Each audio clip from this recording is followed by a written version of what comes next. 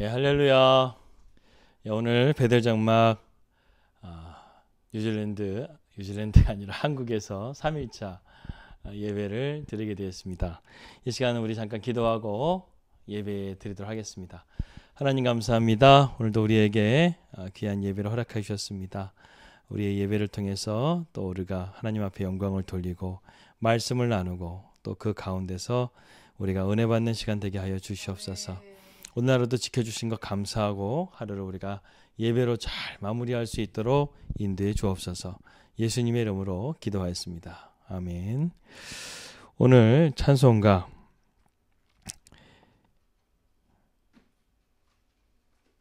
495장, 찬송가 495장입니다. 내 영혼이 은총 입어 함께 찬송하겠습니다.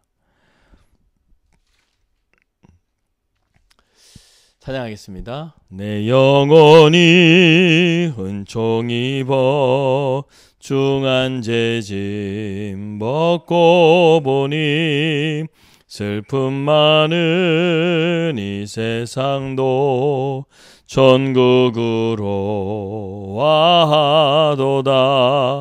할렐루야 찬양하세.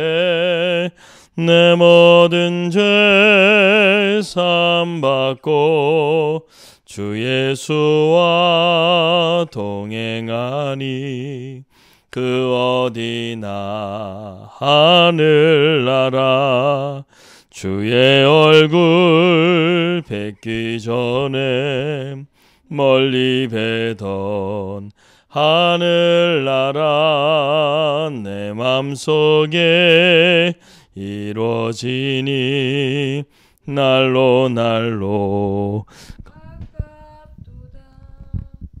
할렐루야 찬양하세. 내 모든 죄 사함받고 주 예수와 동행하니 그 어디나 하늘나라 높은 산이 거친 들이 조망이나 궁궐이나 내 주 예수 모신 곳이 그 어디나 하늘나라 할렐루야 찬양하세 내 모든 죄 사함 받고 주 예수와 동행하니 그 어디나 하늘나라. 할렐루야 찬양하세 내 모든 죄 사함 받고 주 예수와 동행하니 그 어디나 하늘나라. 아멘. 오늘 우리에게 주신 하나님 말씀은 사도행전 2장 25절부터 28절 말씀 함께 보도록 하겠습니다. 사도행전 2장 25절부터 28절입니다.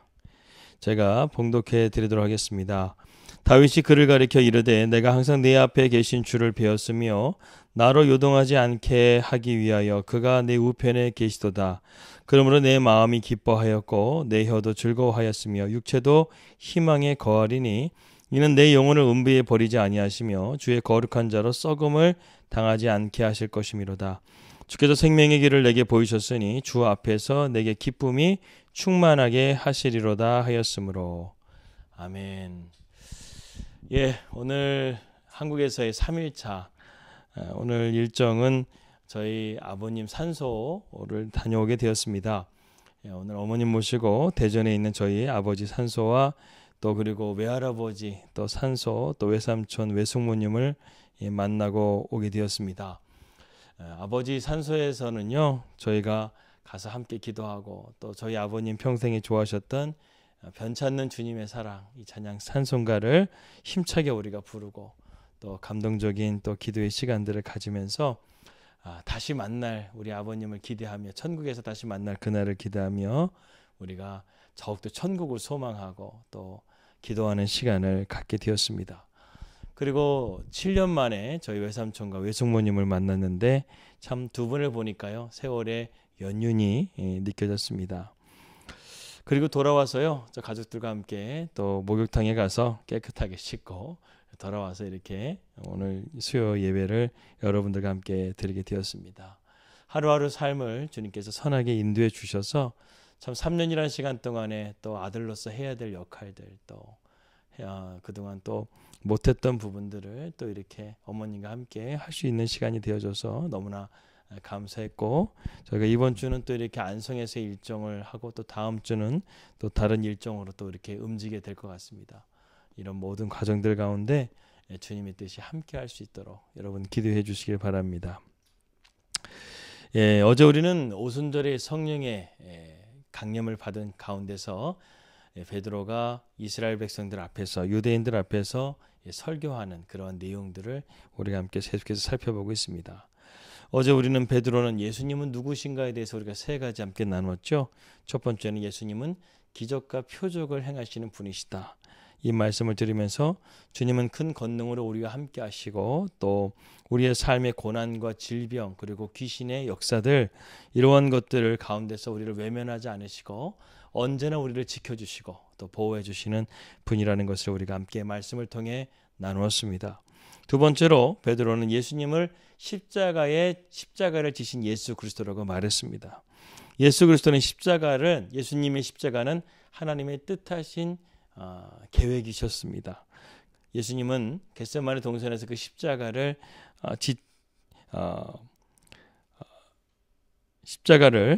짓는 것에 대해서 주님 이것을 옮겨달라고 간절하게 기도했지만 아버지의 뜻 앞에 온전하게 순종하시고 십자가를 지심을 통해서 우리를 구원해 주었다는 것입니다. 그런데 베드로는 오늘 예수님이 십자가를 지은 진정한 범인이 누군가 이것을 밝히고 있는데 누구라고 밝히죠? 로마의 병정들도 아닙니다. 빌라도 총독도 아니었어요. 너희라고 그랬습니다. 여기서 너희는 누굴까요? 바로 유대인들이라고 말하고 있는 것입니다. 여러분 십자가의 사건은요. 내 사건이 아니면은 우리는 구원을 받을 수가 없습니다. 왜냐하면 십자가는 우리 각자에 주어진 예수 그리스도의 십자가의 보혈의 은혜가 있어야 우리는 구원함을 받기 때문에 그렇죠. 그래서 오늘 유대인들에게 베드로는 이것을 말한 것입니다. 너희가 죽인 예수라는 거예요.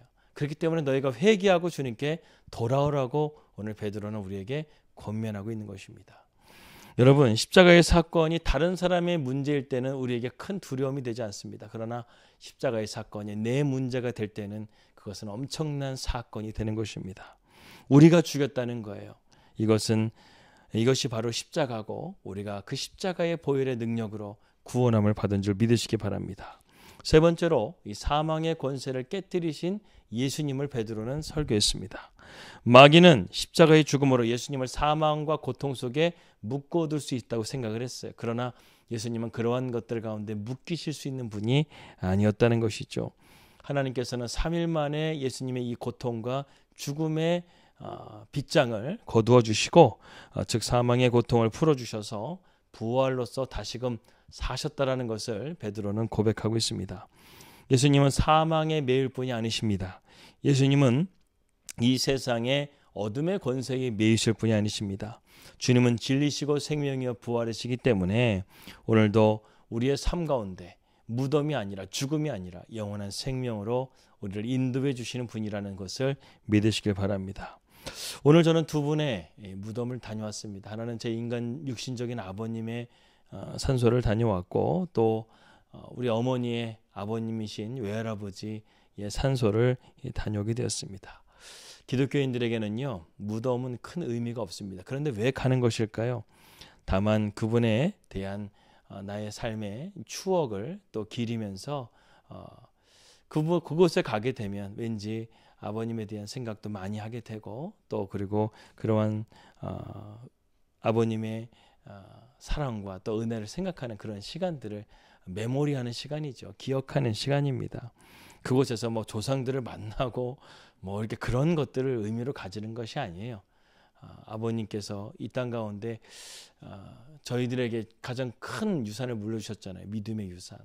저희 아버님이 만약에 예수님을 믿지 않았다고 한다면 저희 가족들은 아직도 예수님 믿지 못하고 정말 멸망받을 그러한 가족들이 되었을 것입니다. 그러나 저희 아버님께서 복음을 받아들이시고 우리 육남매를 다 믿음 안에서 교회 신앙으로 키우셔서 저희들에게 이런 믿음의 유산으로 하나님의 복을 받고 살아갈 수 있도록 또 그리고 저는 주님의 종으로서 이렇게 부름받고 또 주님 앞에 영광 돌릴 수 있는 삶을 살 수 있도록 이렇게 가문을 하나님께서 일으켜 주신 거예요.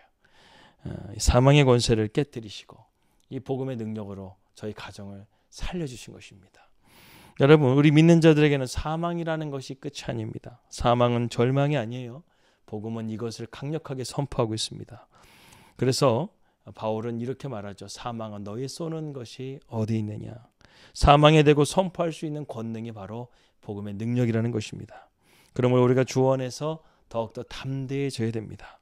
죽음은 우리에게 영원한 세상으로 들어가는 창과 같은 것이라는 것이죠. 베드로가 이것을 지식적으로 알았겠습니까? 아니죠. 지금 베드로가 이렇게 설교하고 있는 것은 성령께서 그의 입술을 열어주셔서 성령께서 이 하늘의 진리를 우리 선포하게 하고 있는 것입니다. 더 놀라운 것은 베드로는 갈릴리의 어부 출신입니다.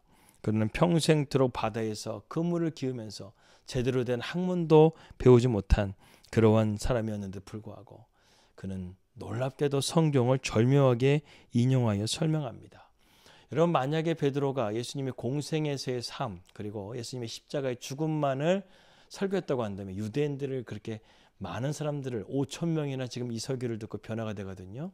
근데 5천 명이나 되는 사람들을 그렇게 순식간에 복음을 통해서 변화시키지 못했을 것입니다. 근데 베드로의 설교를 가만히 보게 되면 이 베드로가 그의 성령께서 어떻게 입술을 열어주시냐면 유대인들이 부인할 수 없는 유대인들을 가장 강력하게 설득할 수 있는 유일한 방법이 무엇이겠어요? 유대인들은 바로 구약의 성경, 모세의 오경 그리고 구약 성경을 상당히 중요하게 생각합니다. 그리고 이스라엘 백성들에게 시편이라는 말씀은 다윗이 지은 시편들은 상당히 권위가 있는 것이죠. 다윗을 이스라엘의 그 이스라엘 국기를 보게 되면 그 별도 다윗의 별을 의미하지 않습니까? 그것이 무엇을 의미하는 거겠어요? 예수님이 오시게 되면 다윗과 같은 이스라엘의 이 땅 가운데 하나님의 나라가 도래할 것이라는 것을 기다리는 메시아적인 의미를 가장 많이 닮은 사람이 바로 다윗입니다. 그런데 지금 이스라엘 백성들이 그 메시아를 기다리는 그 메시아가 누군지에 대해서 지금 인용하고 있는 말씀이 바로 오늘 본문에 있는 말씀입니다. 시편 16편 8절에서 11절 말씀을 베드로는 오늘 사도행전 오늘 본문의 말씀 25절부터 28절의 말씀을 통해서 우리에게 말씀해 주고 있다는 것이죠. 다윗이 그를 가리켜 이르되 내가 항상 네 앞에 계신 주를 배웠으며 나로 요동하지 않게 하기 위하여 내가 내 우편에 계시도다. 그러므로 내 마음이 기뻐하였고 내 혀도 즐거워하였으며 육체도 희망에 거하리니 이는 내 영혼을 음부에 버리지 아니하시고 주의 거룩한 자로 썩음을 당하지 않게 하실 것이미로다. 주께서 생명길을 내게 보이셨으니 주 앞에서 내게 기쁨이 충만하게 하시리로다. 이 유대인들이 전혀 부인할 수 없는 이 부활에 대한 메시지가 바로 시편 오늘 16편 8절에서 11절의 말씀입니다. 다윗은 지금 살아있는 상황이죠. 그런데 지금 아직 태어나지도 않은 예수님에 대한 그의 신앙의 고백이 마치 부활의 신앙을 고백하는 것을 우리가 볼 수 있습니다. 여기서 다윗은 참 놀랍게도 아직까지 부활에 대한 그런 것이 그 당시 구약 시대에는 확실하게 자리매기지 않은 상황인데도 불구하고 영성이 너무 깊으니까 이런 부활에 대한 신앙까지도 가진 그런 다윗의 시편의 고백을 우리는 볼 수 있다는 것이죠. 그는 자기 앞에 주님이 항상 계시다고 말합니다. 주님은 아직 태어나지 않으셨는데 아마도 성육신하시기 전에 예수님의 모습을 다윗은 보았던 것 같아요. 그래서 자기 앞에 주님이 항상 계시다고 말했고 주님은 졸지도 아니하시고 주무시지도 않으시고 영원한 분이시며 전지한 분이시며 우리와 언제나 함께 하시고 우리의 진정한 예배의 경외의 대상이 되신다고 말씀하고 있습니다. 다윗은 이러한 부활의 주님을 붙들면서 주님을 찬양했다는 것이죠. 이 예수 그리스도의 부활이 바로 다윗이 말했던 주님의 형상이고 주님의 모습입니다. 이것을 베드로는 성령의 임재와 성령의 충만함으로 이 시편의 말씀이 레마의 말씀으로 증거되게 된 것이죠. 베드로가 이 말씀을 과연 평상시에 읽었던 말씀인데 이 말씀이 예수님의 부활과 연결된다는 것은 성령께서 아마 깨닫게 해 주셨기 때문에 이것이 가능하다는 것입니다. 우리가 성경의 말씀을 읽을 때도 그 말씀 속에 말씀이 마치 시줄과 날줄이 엮여지는 것처럼 기가 막히게 그 말씀이 깨달아질 때가 있어요. 아, 이 말씀이 이런 뜻이었구나. 아, 오늘 주시는 우리의 말씀이 이런 말씀이었구나. 이것을 깨달을 때가 있어요. 이게 바로 레마의 말씀이에요. 성령께서 감동을 주셔서 말씀을 새롭게 깨닫게 해주시는 것이죠. 적어도 50년을 넘게 목회 설교를 했다고 한다면 정말 그 말씀에 대한 것이 성경에 대한 설교할 것이 없지 않을까 하는 생각이 들 때가 있어요. 왜냐하면 이 목회자가 50년 동안 목회한다고 하면 진짜 성경을 몇 번을 아마 달달달달 외울 정도로 그리고 성도들에게도 정말로 성경에 대해서 많은 설교를 했을 겁니다.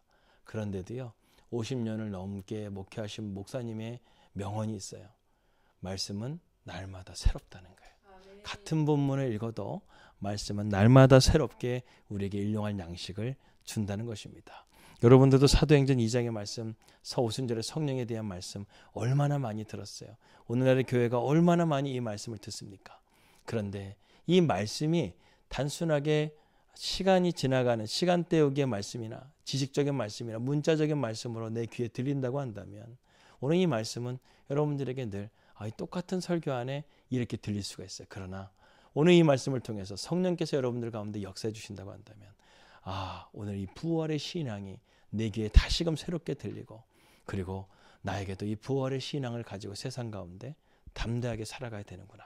이것을 우리가 깨닫게 될 것입니다. 말씀을 통해서 우리가 이러한 은혜가 있기를 원하고 저도 오늘 이 말씀을 준비하면서 그런 생각이 들었어요. 부활의 신앙 이것이 우리에게 얼마나 담대함을 주는 것인가 이것을 깨닫게 되었습니다. 저는 오늘 본문의 말씀을 통해서 우리 베델 장막 식구들이 더욱더 부활의 믿음을 가지고 담대하게 나아갈 수 있기를 주 예수 그리스도 이름으로 기도합니다. 기도하겠습니다. 하나님 아버지 감사합니다. 오늘도 우리가 사도행전의 말씀을 통해서 베드로의 설교를 통해서 부활의 신앙에 대한 말씀을 함께 나누었습니다. 우리가 이 땅 가운데 삶이 전부가 아니라 영원한 생명을 바라보고 전지하신 하나님, 전능하신 하나님을 우리가 예배의 대상으로 삼고 경외하며 믿음으로 담대하게 나아감을 통해서 우리의 삶이 더욱더 하나님 앞에 영광이 되는 삶이 되게 하시고, 또한 부활의 소망을 가지고 세상에 주눅들지 말고 담대하게 믿음으로 나아갈 수 있도록 인도해 주시옵소서. 대한민국에 와서 이렇게 하루하루 정말 주님의 선하신 인도하심을 받아 예배로 나아가게 하신 것을 감사합니다. 귀한 예배 하루하루마다 우리가 예배로서 이렇게 함께 나아감을 통해서 우리 베델 가족 식구들과 함께 계속해서 영적인 호흡을 해가며 우리가 예배로서 날마다 승리할 수 있도록 인도하여 주시옵소서. 오늘도 우리의 삶을 지켜주신 것 감사드립니다. 평안함, 잠을 주시고 또 평안한 쉼을 주시고 내일의 새로운 날을 우리가 믿음으로 맞이하게 하여 주시옵소서. 예수님의 이름으로 기도하였습니다. 아멘. 이 시간 주기도문으로 예배를 마치겠습니다. 하늘에 계신 우리 아버지여, 이름이 거룩히 여김을 받으시오며 나라의 마옵시며 뜻이 하늘에서 이루어진 것 같이 땅에서도 이루어지이다. 오늘 우리에게 일로한 양식을 주시옵고 우리가 우리에게 죄진들을 사해 준 것 같이 우리들을 사해 주시고 우리를 시험에 들게 하지 마옵시며 다만 악에서 구원하옵소서. 대개 나라와 권세와 영광이 아버지께 영원히 있사옵나이다. 아멘.